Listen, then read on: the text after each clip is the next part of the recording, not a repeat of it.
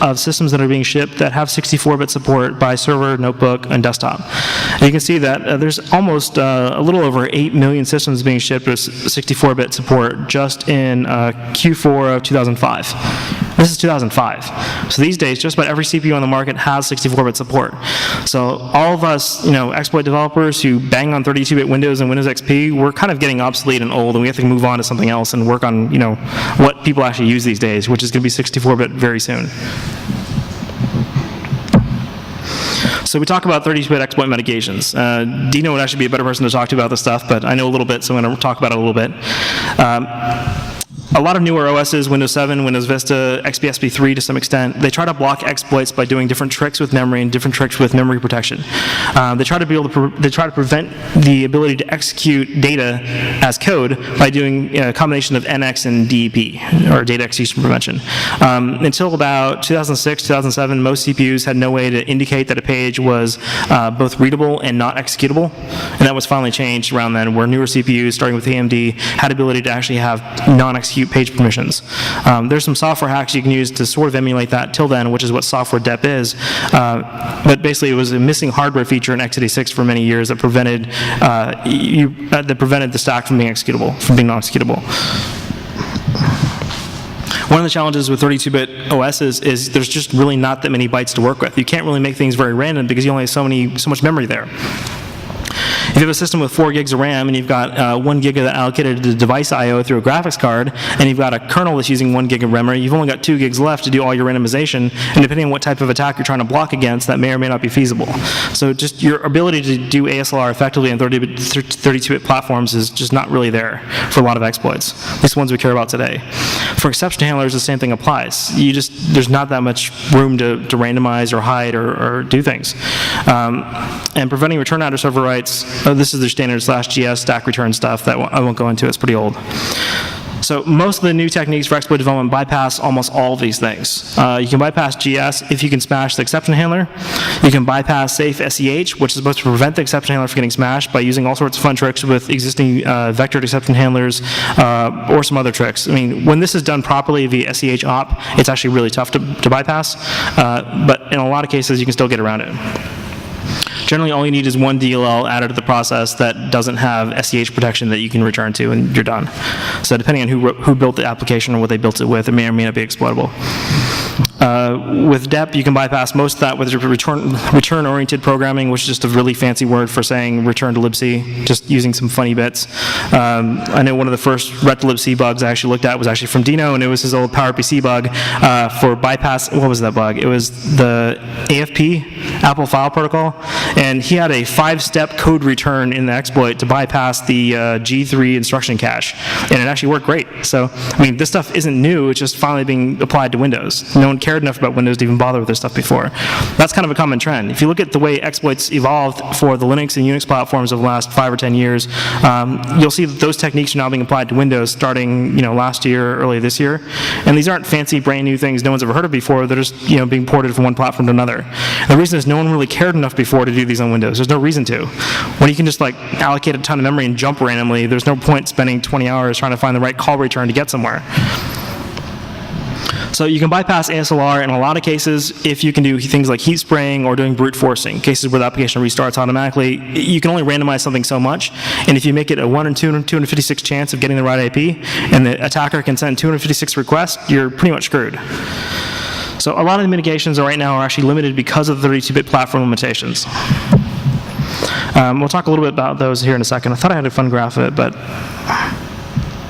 let me go back to this one real quick. So the right-hand side, there's your memory. Actually, it is further on, sorry. So before we go into heap fills, things like that, we'll talk a little bit about 32-bit integers. Now with 32-bit integers in the x86, if it's a signed integer, the high bit's being used to determine whether it's a negative value or a positive value, just straightforward stuff. So 0x0001 is either 1 signed or 1 unsigned. But if the value is 0xFFFFFF, there's actually -1 signed or 4,294,000,000, or happy number again, signed, or unsigned. Now 7FFFFF, that's 2.1 billion unsigned, and it's 0x80,000, that's -2.1 billion signed. So even reasonably smart developers didn't take into account the fact that you can sometimes allocate 2 gigabytes of RAM in a process. So the faster networks become, the more data you can shove into a user's face, the more likely applications are going to fall over because they never expected to have a 2 gigabyte string push into some value. So this snippet of code right here isn't really that insecure. I mean, the casting bug is really the problem here. What we're saying is take an integer that's signed by default and make it the string length value of a large string that the user gave us. If that value is over 2 gigabytes long, that's now a negative value. Theoretically, that should throw an error or a casting error, but that actually happens pretty often. So now if you say if the value is less than maximum length, process it. Well, if it's a negative value, it's going to be less than maximum length. So of course you're going to process it. So this is an example of code that looks correct for the most part, but until you realize that it's signed versus unsigned, you're not really going to realize how bad the bugs are. One really good example of how 32-bit versus 64-bit has kind of failed, if you look at the Qmail source code. This is the developer Bernstein, who I'm probably pronouncing his name wrong, DJB, who is well known for writing really secure code, and he hasn't actually claimed a real security bug in his product in like 15 years, or how many years it is. He's basically said, I wrote this thing, it's so secure you can never break it. And for the most part, he's been right, which infuriates a lot of people who look at the code and try to figure out what the hell that spaghetti mess is. This is the guy who wrote his own libc for handling string operations and has his own build utilities and everything else. I mean, it's almost security by obscurity at this point because it makes your brain hurt to try to audit it. But for the most part, there hasn't really been any really nasty bugs in the core Qmail source in 15, 20 years, how long it's been around. However, once you're able to allocate more than 2 gigs of RAM in a process, all of the security goes out the window. He has signed versus unsigned values all over the place. So you're going to see a lot of legacy software that was previously secure, that when you can start allocating large strings, large values into it, they now become insecure because of it. So the solutions for this, the solution by the actual Qmail maintainers, was you should be setting a U limit on the process so that you can't allocate 2 gig of strings. It's like, all right, buddy, that doesn't really work. I mean, DJB's solution for everything is set a U limit on it. It's like, oh, your string's too big? Well, say your limit's 8K. It's like, no, that doesn't actually work. And in this particular case, the bug that was found, that didn't actually fix it because there's a counter that's being incremented as it scanned a file. So it didn't really matter. It was a string that was mapped to a file and then it processed it in chunks, which got around it. So if you migrate all these systems to 64-bit, you solve some of the problems, but not all of them. So a little bit about memory prediction. I don't want to go too much into heap sprays and all that fun stuff, but here's a really quick diagram of how it works. Normally you've got this big chunk of heap data inside your process, which is all your current state, your objects, your data, everything the user's currently doing. In a browser, this is caches of your previous pages, the objects in the page, the DOM tree. Anytime an attacker can supply a file that gets processed by the user, or they can supply a chunk of code, for example, JavaScript or ActionScript or Java or anything like that, your ASLR goes out the window. You can just allocate all the memory available and then jump to it. With Java, they've made it a little bit harder because they actually make that memory get allocated outside of the browser process. So you can only exploit Java bugs outside the process, not IE bugs. Well, it's not like Java has any bugs anyways, so we should be safe. And now that Oracle took them over, we see they're much more responsive to security bugs.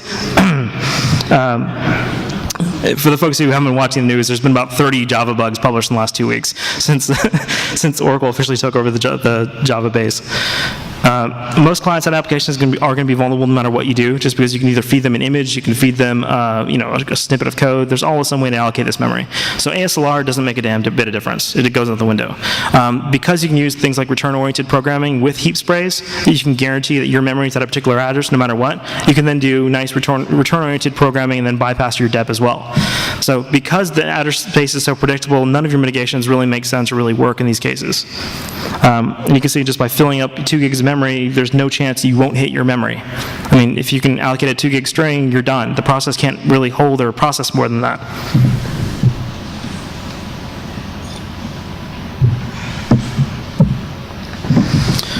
So most user processes are limited to 2 gigs of memory no matter what. So if you can allocate anything near 2 gigs, you're gold.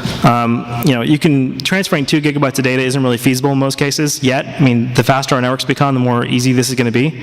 I remember the first exploit I wrote for Apache was terrible. It actually sent like 50 megabyte request with each request to the server, and eventually it got it. I think Dino probably saw that exploit too. So sorry to pick on you the whole time, but you actually saw a lot of this crap. And the funny thing is I was sending 50 megabyte requests to the Apache server, like a whole lot in a row, and eventually eventually it actually worked right. And I had no idea what the hell I was doing, but it worked eventually. And the same type of trick is mostly how client-side vulnerabilities apply. Instead of using client-side code, you can also use compressed formats and compressed protocols. So you can actually send a 2 gig blob of data to someone as a web page, just use gzip compression on it, and you're only sending about 200K. So it's really easy to actually send 2 gigabytes of web page to somebody without doing any kind of heap fill or scripting or JavaScript. So all the folks who say, why use no script? Well, great, you're still owned. It doesn't really make a difference.